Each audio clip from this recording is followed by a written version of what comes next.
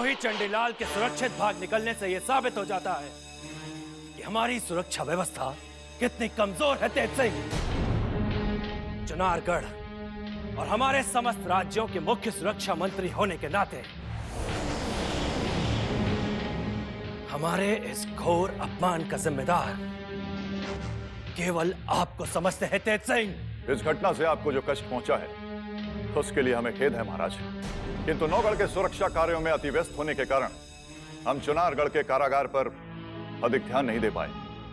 इसी बात का लाभ उठाकर शत्रु ने हमें अपमानित किया है। हम इस अपमान को कभी नहीं भूल सकते। तेज सिंह, चुनारगढ़ के जिस कारागार में बिना अनुमति के वायु भी प्रवेश नहीं कर सकती, उस कारागार में बद्रीनाथ ने अकेले आकर चंडी को छुड़ा लिया। यदि रानी साहिबा हमें किसी आवश्यक कार्य के लिए चुनारगढ़ के बाहर नहीं भेजती तो बद्रीनाथ विद्रोही चंडीलाल को चुनारगढ़ के कारागार से कभी भी जीवित नहीं ले जा सकते थे। चंडीलाल के साथ साथ चुनारगढ़ के ना जाने कितने गुप्त रहस्य शिवगढ़ के महल चले गए होंगे महाराज। यदि ये रहस्य कभी शत्रु के सामने खुल गए तो चुनारगढ़ के साथ साथ विजयगढ़ और नौगढ़ पर भी संकट के बादल मंडरा सकते हैं। लंबे समय से महाराज शिवदत्त को जिस मोहरे की तलाश थी, चंडीलाल के रूप में उन्हें वो मोहरा मिल चुका है। और अब शीघ्र ही पंडित जगन्नाथ विद्रोही चंडीलाल को अपनी कूटनीति की चाल में फंसाकर हमारे सारे भेद उनसे अवश्य उगलवा लेंगे। पंडित जगन्नाथ के सामने मुंह खोलने से पहले ही चंडीलाल को सदा सदा के लिए मौत की नींद सुलाने का उपाय सोचना होगा महाराज, क्योंकि अब वो हमारे कंठ में छुपा एक विषैल कांटा बन गया है। चंडीलाल का जीवित रहना हमारी प्रजा के लिए कभी भी घातक हो सकता है परमवीर सिंह, इसलिए हमारे साथ विश्वासघात करने वाले उस विद्रोही चंडीलाल को किसी भी मूल्य पर जीवित न छोड़ा जाए। जिस तरह शत्रु के उस योद्धा ने चुनारगढ़ के उस कारागार में घुस के उसे बचाया था, ठीक उसी तरह कौन होगा वो महायोद्धा जो शिवगढ़ के महल में घुसकर उस विद्रोही चंडीलाल का वध करने का साहस कर सके। यदि अवसर हमें दिया जाए महाराज तो चंडीलाल के साथ साथ बद्रीनाथ का भी वध किया जाएगा, जिसका सर काटकर आपके चरणों में रखने की प्रतिज्ञा की थी हमने। यदि ये कार्य निभाते निभाते हमारे प्राण भी चले गए तो हम स्वयं को धन्य समझेंगे। महाराज, अब शिवगढ़ की सीमा में प्रवेश करने की शीघ्र अनुमति दीजिए। नहीं परमवीर सिंह, बद्रीनाथ और चंडीलाल के मौत का समय आप नहीं बल्कि हम तय करेंगे, क्योंकि इन्हीं दोनों की वजह से हमें अपमानित होना पड़ा है। हम आप सभी को विश्वास दिलाते हैं, इससे पहले कि चंडीलाल पंडित जगन्नाथ और शत्रु महाराज शिवदत्त के सामने अपना मुंह खोले, हम उसका मुंह हमेशा के लिए बंद कर देंगे। पंडित जगन्नाथ, हमें चंडी और उसकी कूटनीति में कोई रुचि नहीं, ये हम आपसे पहले भी कह चुके हैं और आज फिर दोहरा रहे हैं। महाराज, आप जानते हैं कि मैंने सदैव आपकी इच्छा का सम्मान किया है, किंतु क्षमा कीजिए महाराज, मुझे चंडी की योग्यता और इसकी बुद्धि पर भी उतना ही विश्वास है। मेरा निवेदन है आपसे कि आप एक बार चंडी के प्रस्ताव को सुन लें।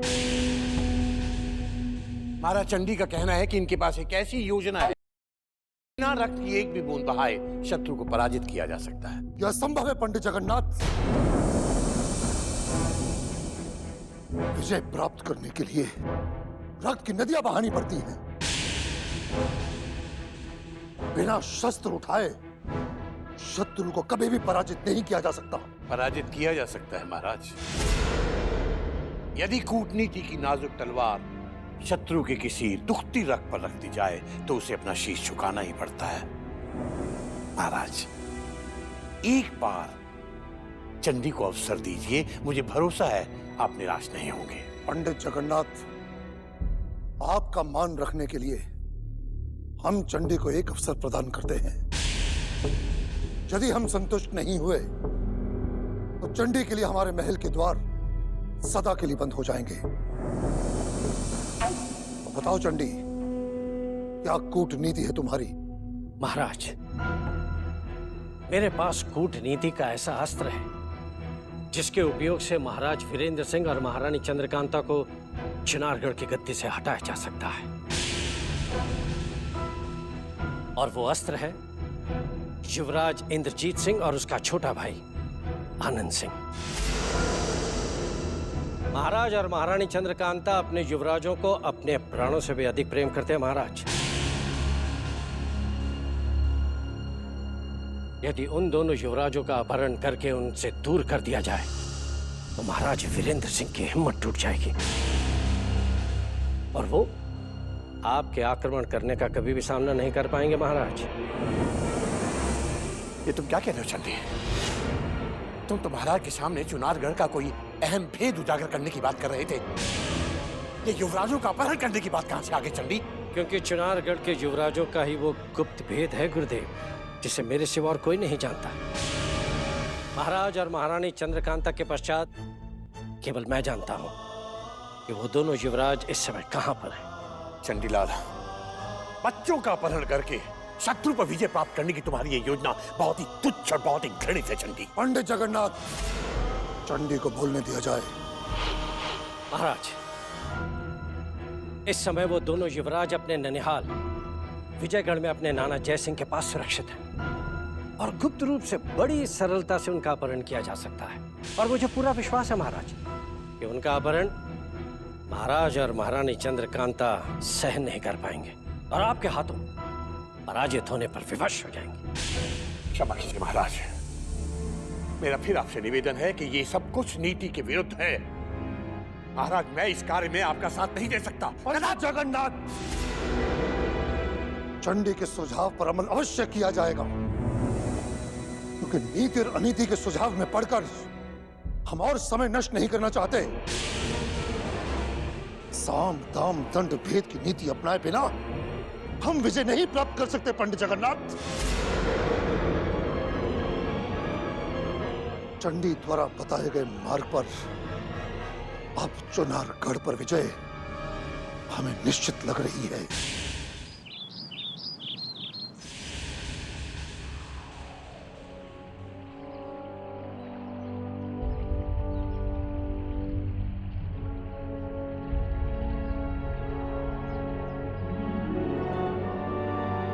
गुरुदेव,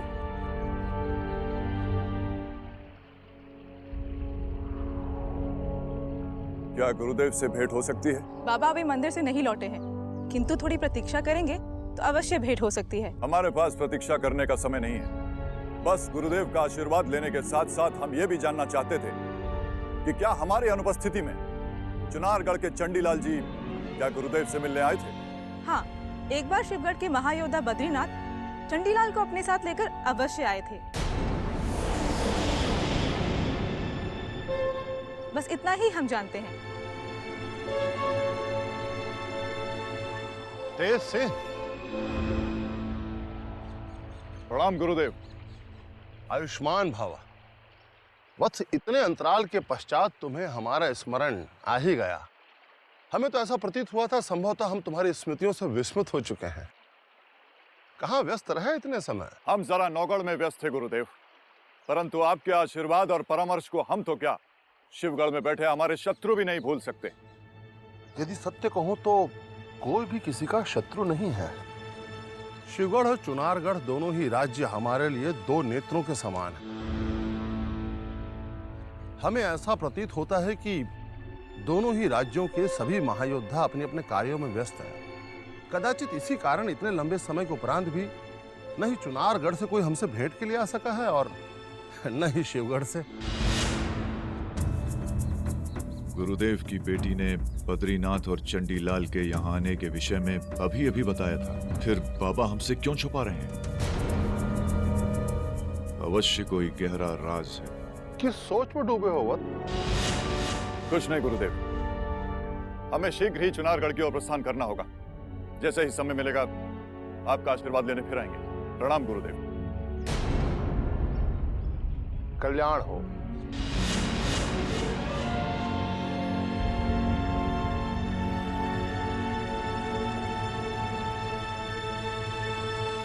बाबा,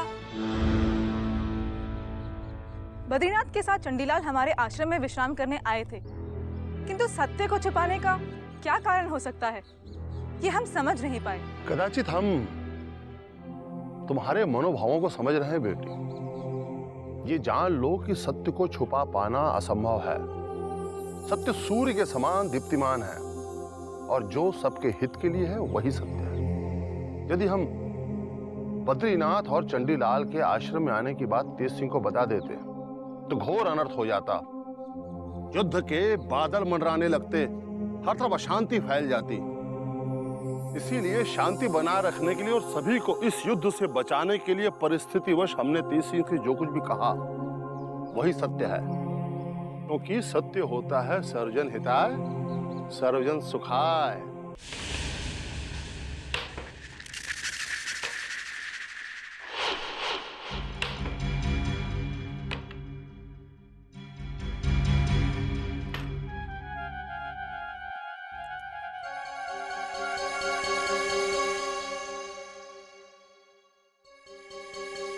प्रणाम गुरुदेव,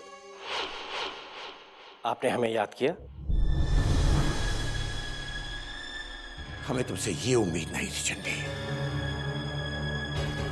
हमने क्या सोचकर तुम्हें बुलाया था और तुमने क्या कर दिया।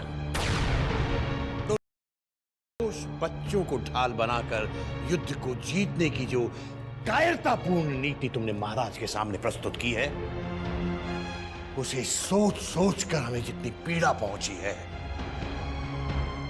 हम तुम्हें बता नहीं सकते। आपको जो कष्ट हुआ है गुरुदेव, उसका मुझे बहुत दुख है, परंतु मैं क्षमा चाहता हूं। आप जिसे कायरतापूर्ण नीति समझ रहे हैं, वो चंडी की दृष्टि में एक कूटनीतिक चाल है। किंतु हमारी दृष्टि में वो कूटनीति के नाम पर किया गया कलंक का वो काला टीका है जिसे तुम जबरदस्ती हमारे माथे मढ़ने की कोशिश कर रहे हो।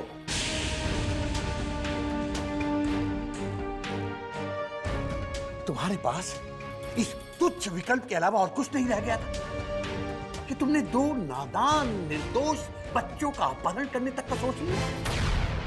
विकल्प तो और भी बहुत है गुरुदेव, परंतु चुनारगढ़ के युवराजों को ढाल बनाकर अपना खोया हुआ राज्य वापस छीनने का चंडी ने महाराज को जो उपाय दिया था, उसके द्वारा युद्ध किए बिना ही शत्रु को हराया जा सकता था। शत्रु को हराने के लिए दो बच्चों का इस्तेमाल करना किसी राजा महाराजा को शोभा नहीं देता चंडी। इस तरह के काम कोई तुच्छ लुटेरा किया करता है, चक्रवर्ती महाराज नहीं, चक्रवर्ती सम्राट नहीं। गुरुदेव, महाराज शिवदत्त को तो केवल मैंने अपना एक सुझाव दिया था, किंतु ये कार्य करने के लिए हमने कोई भी वश नहीं किया उन्हें। अब ये तो उनके विवेक पर निर्भर करता है कि वो क्या निर्णय लेंगे। जबकि तुम अच्छी तरह जानते हो कि महाराज शिवदत्त इस समय कोई भी महत्वपूर्ण निर्णय लेने की स्थिति में नहीं है। तुम जानते हो पिछले युद्ध की पराजय ने और चुनारगढ़ को वापस जीतने के जुनून ने उनका विवेक उनसे छीन लिया है। उनके विवेक ने यदि उनका साथ दिया होता तो तुम्हारे इस घटिया सुझाव को स्वीकार करते महाराज कभी कभी नहीं।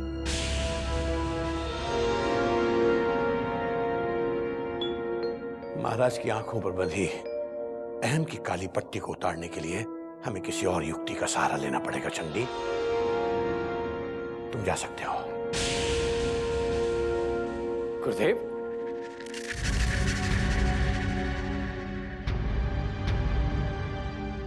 गुरुदेव, यदि जाने अनजाने में मुझसे कोई भूल हो गई हो तो मैं क्षमा चाहता हूं,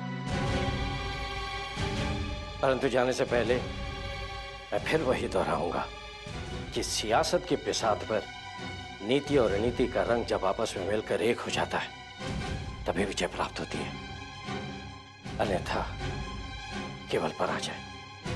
और ये गुण चंडी ने आप ही से सीखा है, और आज आप स्वयं उसे भुला रहे।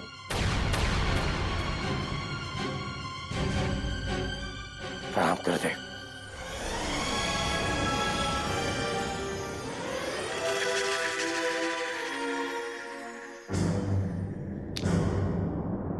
चंडी को शिवगढ़ बुलाकर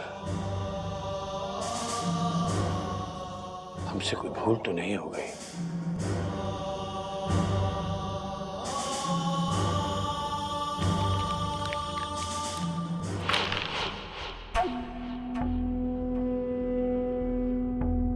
नक्षत्रों की चाल और रमल की गणना कह रही है कि महाराज से दो टूक बात करने के अलावा अब और कोई चारा नहीं रह गया है। पंडित जगन्नाथ, हम बहुत प्रसन्न हैं। आपने सही समय पर हमारी भेंट चंडी से करवा दी।